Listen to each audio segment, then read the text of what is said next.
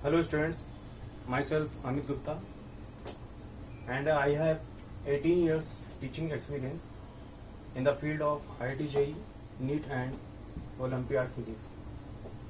Today we are going to discuss a very good question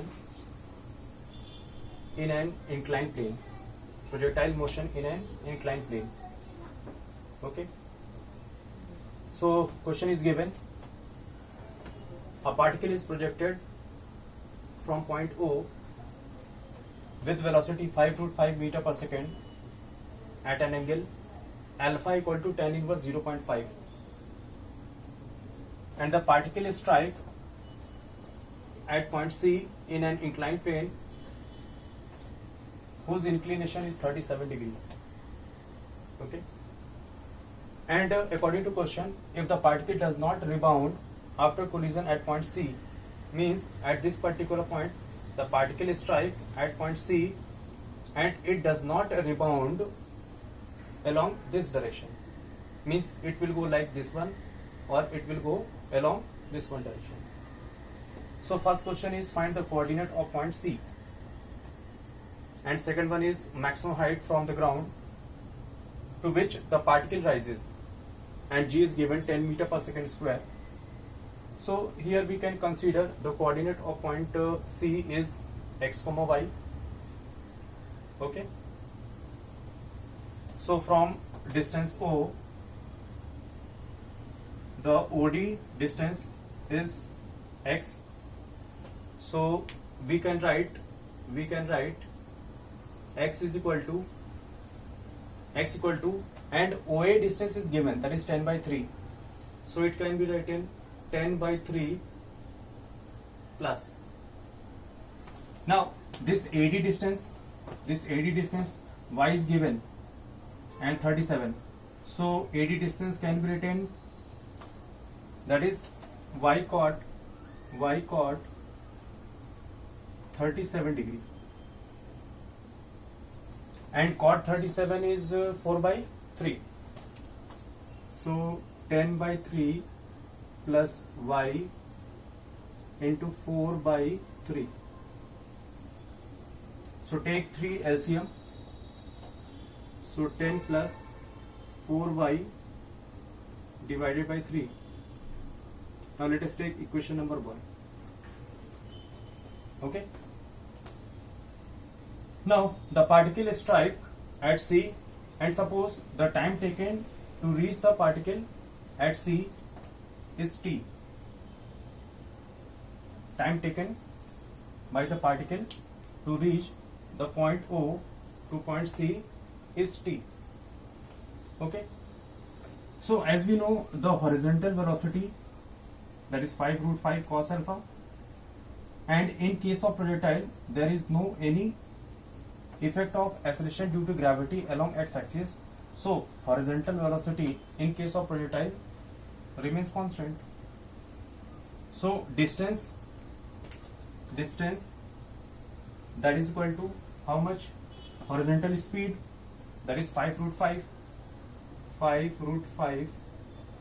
cos alpha into time. Okay.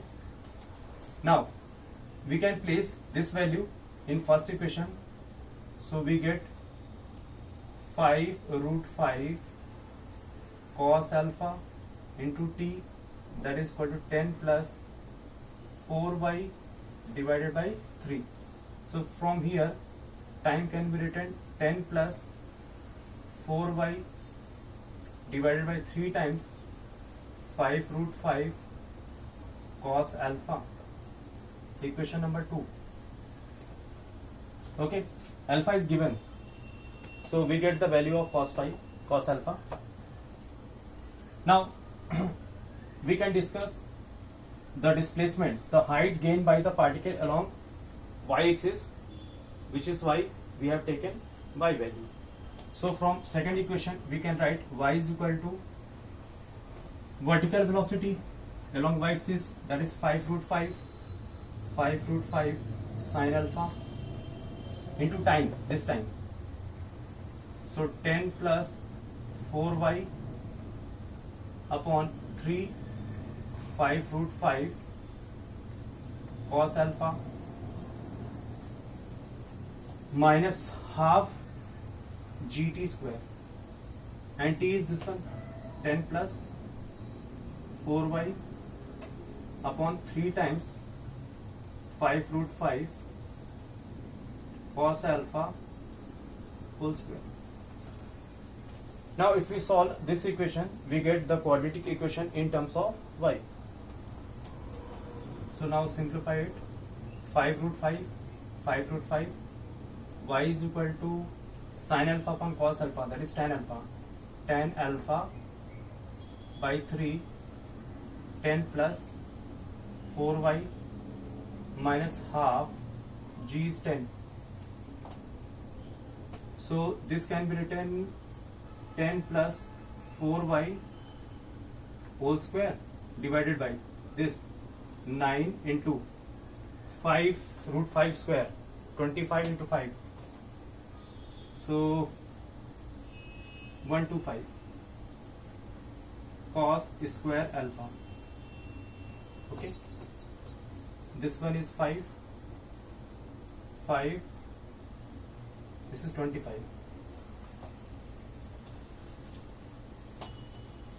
Now y, that is tan alpha. As we know, tan alpha, the value of tan alpha is 0.5. So it can write 1 by 2 into 3, 10 plus 4y minus, now square it, this 100 plus 16y square plus 40 into 80, 80y upon 9 into 25 into cos alpha. As we know, tan alpha is given. Tan alpha is given. So tan alpha, that is half. So this is 1, this is 2. So hypotenuse, that is, so sin alpha 1 by root 5, 1 by root 5, and cos alpha, that is 2 by root 5. So now place cos alpha in this equation. So we get how much? 4 by 5. So 5. Okay. Now y, that is equal to 10 plus. Now take 2 outside and cancel 2. So 5 plus 2y divided by 3 minus 100 plus 16y square plus 80y divided by 9, 4, 5, 20 into 9.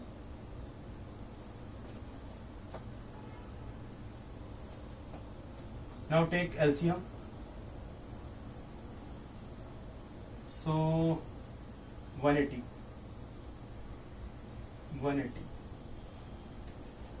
So calculation little bit hard. So y is equal to 20 into 9. Okay, 20 into 9, that is 90. 90 times 5 plus 2y,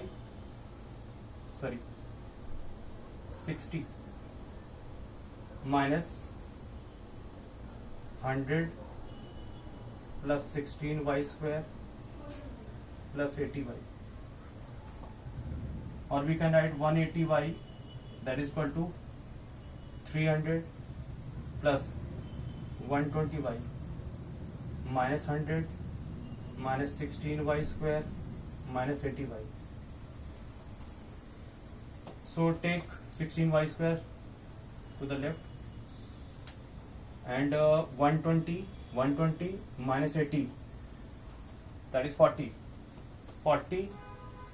Now take in this side, so 180, that is 120y. 200 minus 100, that is 200. So it will come minus 200 is equal to 0. Okay. So 4, 30, 50. So 4y square plus 30y minus 50 is equal to 0. Now this is a quadratic equation and solve this quadratic equation. So 4, 5, 200. So factorize this and we get the value of y, and from solving this equation the value of y is 1.25 meter. Okay. Now if we get the value of y, now place this y in equation number 2, we get time. So time is how much? 10 plus 4y, 4 into 1.25 divided by 3, 5 root 5 into cos alpha, and cos alpha, that is 2 by root 5, 2 by root 5, root 5 root 5, this is 10 plus 20, 4 to the 8, 9.4 divided by 3 to the 6, 6 into 5, 6 into 5, so 10 plus 4, so it will come approximate 15. Okay, 6 into 5, 5 3s are and 3 2s are. So time is how much? Half second. Time is half second. Now place this time in this equation. So we get the value of x. X is equal to 5 root 5 cos alpha. Cos alpha is 2 by root 5. 2 by root 5. And time is half second. So root 5 root 5. So x is 5 meter. Now we get the value of x, the value of y, and time to strike at point C. So time is how much? Half second, and the coordinate of this is x is 5 and y is 1.25 meter. Now we have done first question. The question is coordinate of point C. So coordinate of point C is 5, 1.25 meter, and time to strike the particle, and time to strike at point C, that is half second.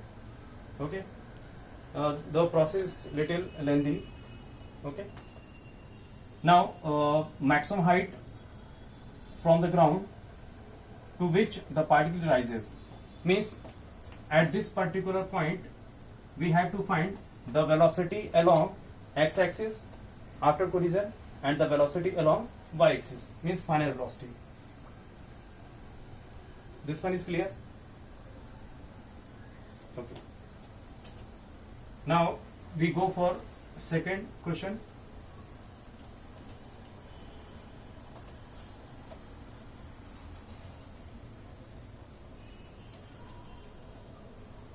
Similar problem also given in SC Verma. You can try that question also. B question. Maximum height. So first find the velocity at point C, means final velocity at point C along x-axis and final velocity along y-axis. So just take the velocity along y-axis, that is v along y, and initial velocity, that is how much? 5 root 5, 5 root 5 sin alpha, and sin alpha is 1 by root 5 into time, that is half second, minus gt, that is 10 into t, t is half, so this one 5 root 5, so 5 by 2 minus 5 by 2, means at the time of striking at point C, the velocity along y-axis, the final velocity along y-axis is 0. It means the particle strike at point C, it will go like either along C direction or along down direction. Okay? So now find the velocity along x-axis, that is horizontal velocity. That will be same at point C. So it will come 5 root 5 cos alpha, and cos alpha is 2 by root 5. So velocity is 10 meter per second. Now at this point the velocity is along this direction. Okay, because in vertical direction the velocity is 0. So the velocity along this inclined plane, this is 37 degree. So the component of this velocity along this direction, that can be, this is Vx. So we can write Vx cos 37. Now due to this velocity, the particle will move, the particle rise in this inclined plane. So we can write height h, that is equal to how much?